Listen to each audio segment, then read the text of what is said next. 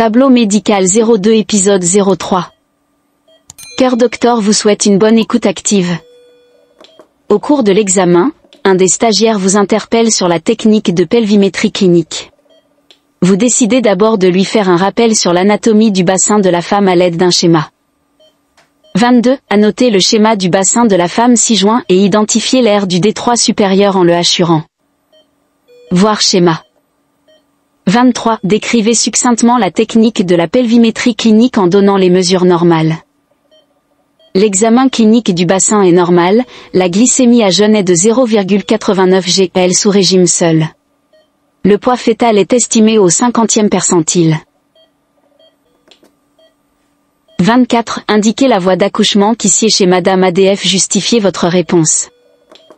En fin de journée, vous profitez du débriefing du stage pour sensibiliser les stagiaires sur les problèmes éthiques et déontologiques de la profession sage-femme. Rappelez aux stagiaires. 25. La définition du secret professionnel. 26. Les sanctions encourues en cas de non-respect du secret professionnel. Quelques semaines plus tard, Madame ADF revient en consultation à 12 heures pour écoulement liquidien évoluant depuis la veille à 20 heures. Le terme est calculé à 37 semaines d'aménorrhée 0,5 jours. Elle ne signale pas de contraction utérine. L'examen obstétrical de Madame ADF révèle une hauteur utérine à 31 cm, un dos à gauche et un rythme cardiaque fœtal chiffré à 132 battements par minute. Le col de l'utérus est mou, postérieur, fermé et long de 3 cm. Le segment inférieur est bien emplié et la présentation est de type céphalique amorcé. Le taux d'hémoglobine au 3e trimestre est de 9 g/dl. Le bilan d'hémostase est normal. L'échographie réalisée en salle de naissance estime le poids du fœtus à 3250 grammes. 27. Décrivez la technique d'auscultation des bruits du cœur fœtal au stéthoscope de Pinard. Évaluez le score de Bishop de Madame ADF. Décrivez les 0,2 signes cliniques vous permettant de poser le diagnostic de rupture prématurée des membranes. 30. Identifier le risque maternel majeur immédiat encouru par Madame ADF. Après évaluation, Madame ADF est indemne de cette complication. Vous discutez avec le gynécologue de la conduite à tenir. Décrivez votre conduite à tenir. Justifiez vos choix thérapeutiques. Bonne chance. Correction tableau médical 03 épisode 03. Cœur Doctor vous souhaite une bonne écoute active. Annotez le schéma du bassin de la femme ci-joint et identifiez l'aire du détroit supérieur en le hachurant. Voir schéma. 23. Décrivez succinctement la technique de la pelvimétrie clinique en donnant les mesures normales. Pelvimétrie externe. Tria. Mesure à ras de la symphyse pubienne entre les deux plis inguinaux égale 12 à 13 cm.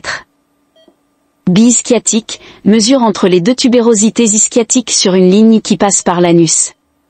Il est rajouté 1,5 cm égale 11 cm. Pelvimétrie interne. Promonto-rétropubien, OTV 2 doigt dirigé vers le promontoire, si atteint, mesure promonto-sous-pubien et on soustrait 1,5 cm égale 10,5 cm. Suivi des lignes innominées, 2 doigts intravaginaux suivent les lignes innominées normalement juste aux 2 tiers antérieurs. L'examen clinique du bassin est normal, la glycémie à jeûne est de 0,89 g/l sous régime seul. Le poids fœtal est estimé au 50e percentile. 24. Indiquez la voie d'accouchement qui sied chez Madame ADF. Justifiez votre réponse.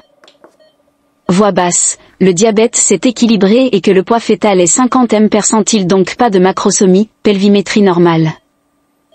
En fin de journée, vous profitez du débriefing du stage pour sensibiliser les stagiaires sur les problèmes éthiques et déontologiques de la profession sage-femme.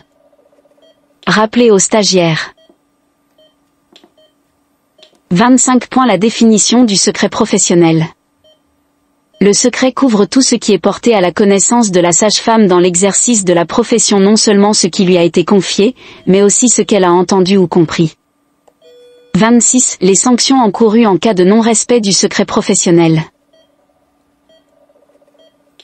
Des sanctions disciplinaires relatives à l'exercice de sa profession, à savoir, avertissement, suspension temporaire d'exercer, radiation de la profession sage-femme. Quelques semaines plus tard, Madame ADF revient en consultation à 12 heures pour écoulement liquidien évoluant depuis la veille à 20 heures. Le terme est calculé à 37 semaines d'aménorrhée 0,5 jours. Elle ne signale pas de contraction utérine. L'examen obstétrical de Madame ADF révèle une hauteur utérine à 31 cm, un dos à gauche et un rythme cardiaque fœtal chiffré à 132 battements par minute. Le col de l'utérus est mou, postérieur, fermé et long de 3 cm. Le segment inférieur est bien emplié et la présentation est de type céphalique amorcé. Le taux d'hémoglobine au 3e trimestre est de 9 g/dl. Le bilan d'hémostase est normal. L'échographie réalisée en salle de naissance estime le poids du fœtus à 3250 grammes. 27. Décrivez la technique d'auscultation des bruits du cœur fœtal au stéthoscope de Pinard.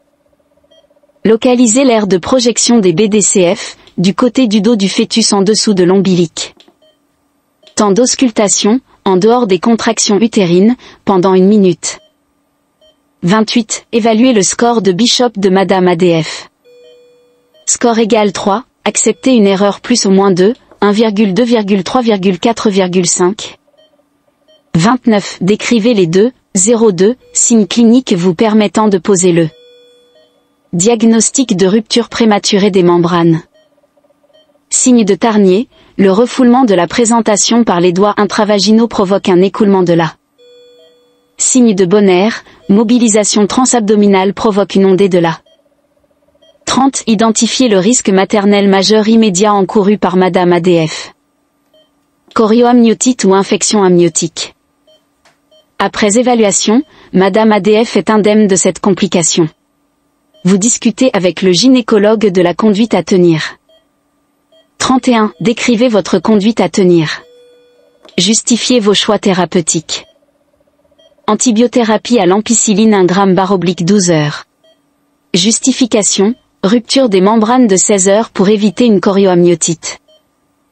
Déclenchement artificiel du travail. Justification, Madame ADF présente une RPM sur grossesse à terme. Un bassin cliniquement normal et un poids fœtal normal.